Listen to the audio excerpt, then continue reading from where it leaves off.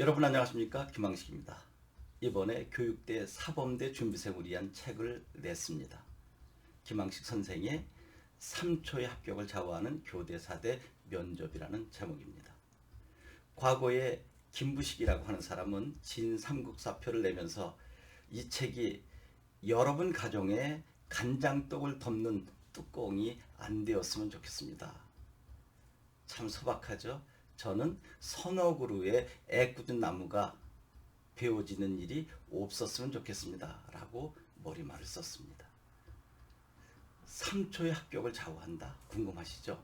저는 문 열고 들어갔을 때 안녕하십니까? 라고 이야기하는 것보다는 정중하게 목례하는 것을 원합니다.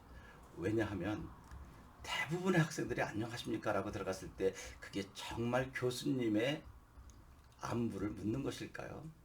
그리고 영혼이 있는 이야기일까요? 아마 교수님들 지겨워하실 것 같아요.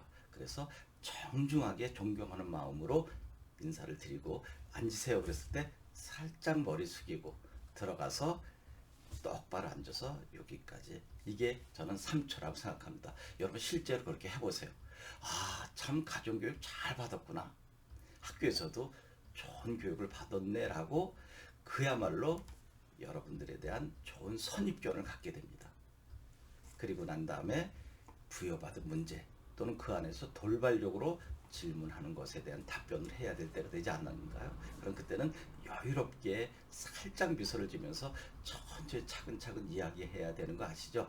큰 소리로 당당하게 이야기하는 것은 옛날 방법이라고 했습니다. 그리고 볼펜 입에 물고 연습하는 것 충분히 이해는 되지만 여러분 아프잖아요. 그것은 60년, 70년대 방법 아닌가요?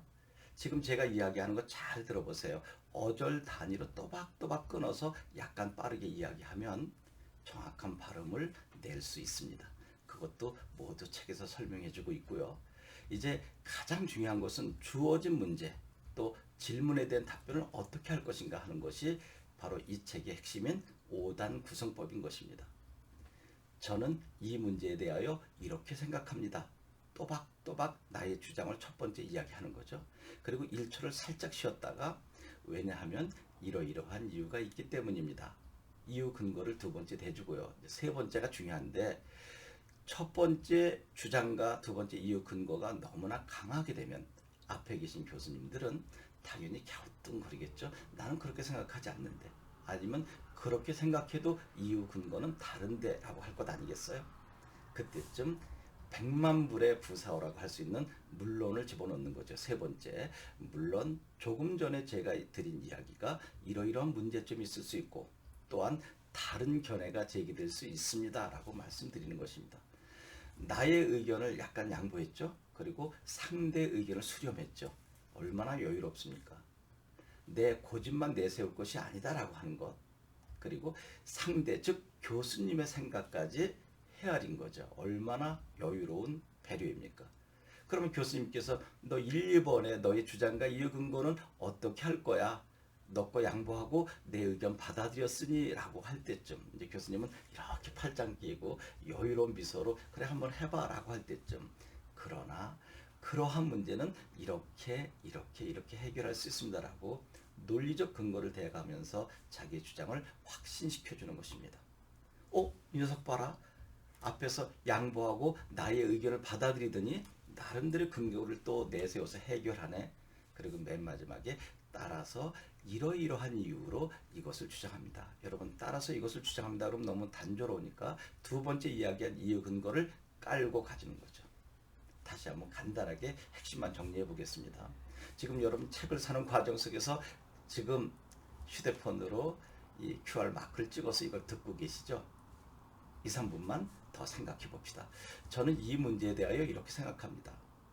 왜냐하면 이러이러한 이유가 있기 때문입니다. 물론 조금 전에 제가 드린 말씀에는 이러한 문제점이 있을 수 있고 또한 여기에는 이러한 좋은 다른 견해가 제기될 수 있습니다. 그러나 그러한 문제는 이렇게 해결할 수 있습니다. 따라서 이러이러한 이유로 이것을 주장합니다. 그리고 살짝 인사드리는 거죠. 이제 중간에 해선 안 될 말, 또 만약에 여러분들이 실수했을 때 어떻게 교수님께 말씀을 드리는지, 또 돌발 질문, 심지어는 압박 질문이 나왔을 때 어떻게 여유롭게 대처하는지, 그리고 마지막으로 1분 동안 이야기할 기회를 주었을 때 그 히든 카드를 어떻게 써야 하는지, 그리고 하나만 여기서 알려드리겠습니다.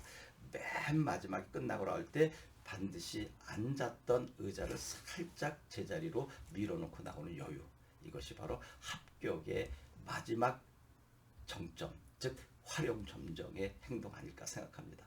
이렇게 해서 문을 닫기 직전에 살짝 밝게 인사하고 나오게 되면 합격 증서가 여러분에게 배달되지 않을까요? 이러한 모든 것들을 부족하지만 이 책에 담았습니다. 그리고 마지막으로 여러분 선배가 저와 어떻게 공부해서 한 해에 부족하지만 300~400명 또는 400~500명씩 합격하게 되었을까? 그 선배들이 저와 공부한 어려움 또는 행복했었던 과정들을 합격수기로 써놓고 있으니까 한번 참고해 보시기 바랍니다. 여러분, 많이 부족합니다. 그러나 최선을 다해서 만들어 봤습니다. 설마 간장떡 뚜껑 되지 않겠죠? 그리고 꼭 합격하셔서 여러분들이 그토록 소망한 교사의 길을 행복하게 가시기 바랍니다. 여러분, 고맙습니다.